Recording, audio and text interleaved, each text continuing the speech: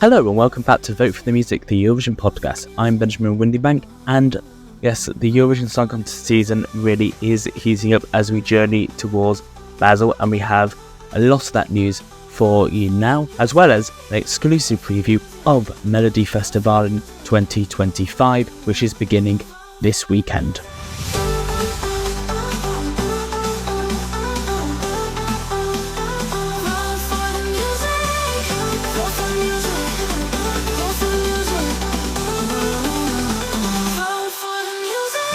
I hope this contest can live up to its promise and continue to stand for peace and dignity for every person in the world. This is Vote for the Music, the Eurovision podcast. So here we are at the end of January 2025, and Eurovision season really does go fast once it started up.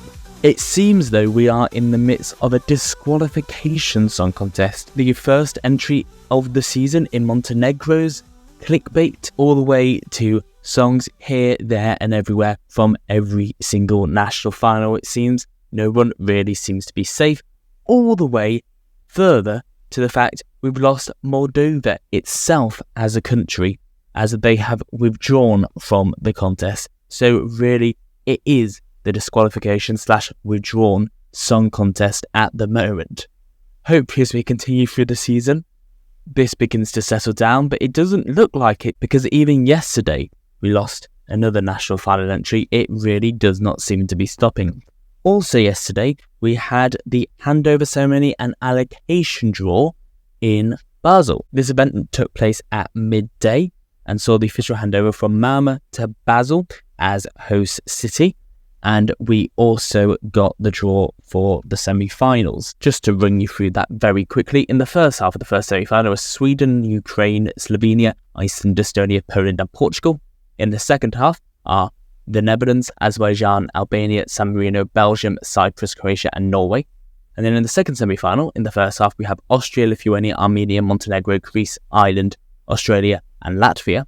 And then in the second half, we have Czechia, Israel, Malta, Finland, Denmark, Luxembourg, Georgia, and Serbia. When it comes to the Big Five, we do not have it confirmed yet whether they will be performing in the semi-finals just like last year.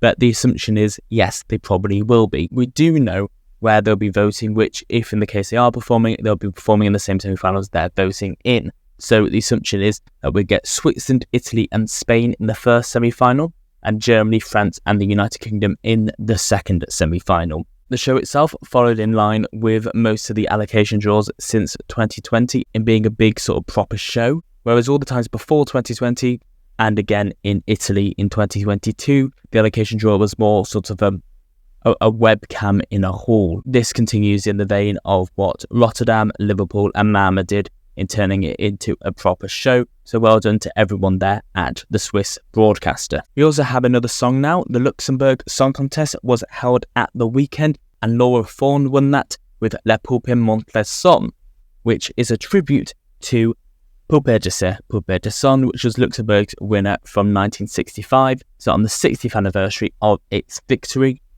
Luxembourg enter a loving tribute to it. Will it have the same success Poupée de Son had? We will see. But this weekend we head towards quite a big one on the calendar, because not only do we have the fourth heat of Lithuania's selection and the semi-final of Latvia's selection Supernova, but we also have 3 songs being selected. We have EMA 2025 for Slovenia, we have Benidorm Fest 2025 for Spain, which also kicked off last night with its first semi-final, and we have Eurosong 2025 for Belgium, who are currently the bookies' favourites to win the whole competition, so fate could be decided there on Saturday. On top of all of that, we have the first heat of Melodifestivalen, Sweden's big Eurovision extravaganza that happens every year, and something we'll talk about a bit more in a second. But coming up before all of that, on Thursday, we have not only the second semi-final of Benidorm Fest, we also have Greece's national final, where we get our Eurovision 2025 song number 4. But we also have Austria's artist announcements, where we find out just who's going to Eurovision for Austria on Thursday. So a busy week, and it's only going to get busier as the weeks continue. So as I said, starting this weekend, we have Melodifestivalen, which is Sweden's Eurovision national selection. It goes on for 6 weeks, 5 heats. A second chance round plonks now onto the end of Heat 5. And then, of course, the final, which marks the typical end of the Eurovision Song Contest national final season. I'm delighted to say that voteforthemusic.co.uk have received accreditation for Melodifestivalen again, so we will be bringing you weekly coverage of the event, and I will also be attending the final in person, so I'll be able to bring you lots of coverage there. The big headlines with Melodifestivalen this year is, of course, that Eurovision 2015 winner Måns Zelmerlöw is back. His entry, Revolution, has been written by David Lindgren Zacharias, Ola Svensson, Sebastian Attas, and of course Måns himself. It will be performed in the 4th heat on the 22nd of February, and of course it's eagerly anticipated to see whether he can bring Eurovision back to Sweden just like Loreen did 2 years ago. Can he win again?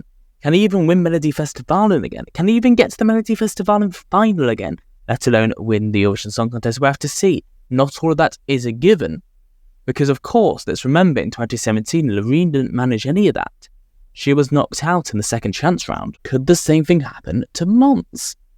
We have another former Melodifestivalen winner in the lineup as well, John Lundvik with A Voice of the Silent, written by Jimmy Jansen, Jon Lundvik, Peter Bustrom, and Thomas Gerson. Could that also be a challenger? I mean, Jon Lundvik did come back in 2022 and did not win Melodifestivalen. So, could he do it this time, or could, like in 2022, fail again? We have other big favourites as well in the lineup, such as Clara Hammarström, who has participated in Melodifestivalen 3 times already and not won, but she is a big favourite going ahead, and her song, On and On and On, is written by, essentially, the songwriters behind Loreen's Tattoo. So out of everyone, she has probably the highest chance of winning just by the songwriters, as the last time this team of people came together, they won the Eurovision Song Contest. And actually, I'll correct myself there, because they have worked together once since then.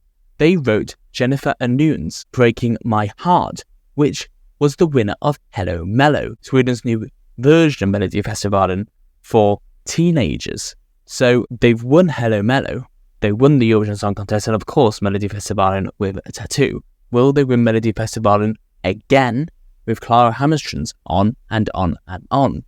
We will find out in Heat 2 on the 8th of February. Now there's plenty of other names in there who you might recognise, such as Scarlett, Malu Pritz, Angelino, Annika Wickerholder, Arvingana, Linnea Henriksen, Tennessee Tears, Dolly Style even. But those are the highlights. Now there have been some changes to the format this year, so the second chance round, which was at the end of Heat 5 last year, has been slightly rejigged and made smaller. So now in each heat, only one song will qualify to the second chance round, and that will be just the 3rd place of each heat.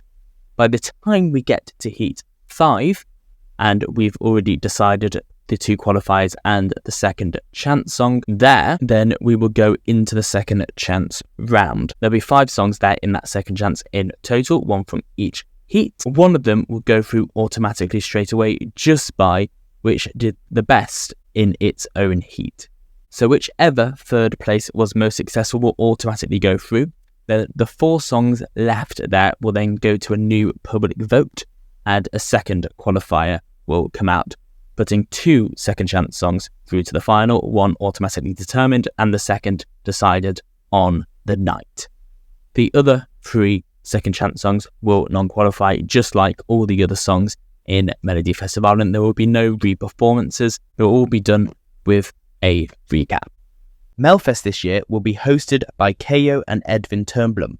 It will take place in the following cities: Luleå, Gothenburg, Västerås, Malmö and Jönköping, with the final at the newly rechristened Strawberry Arena in Stockholm. So that all kicks off starting this Saturday the 1st of February at 8 o'clock European time. Until then, Remember to follow us on Twitter and Blue Sky at VTFMHQ. Subscribe to us on YouTube and follow there or wherever you get your podcasts. And don't forget to visit our website voteforthemusic.co.uk. Until the next time, thank you for listening and remember to vote for the music. Vote for the Music, the Eurovision podcast, is produced by Benjamin Windibank and Tadeusz Tislak. The theme music was produced by Joe Telt and Benjamin Windibank, based upon a composition by Michael Nekrasov. Thank you for listening, and remember to vote for the music.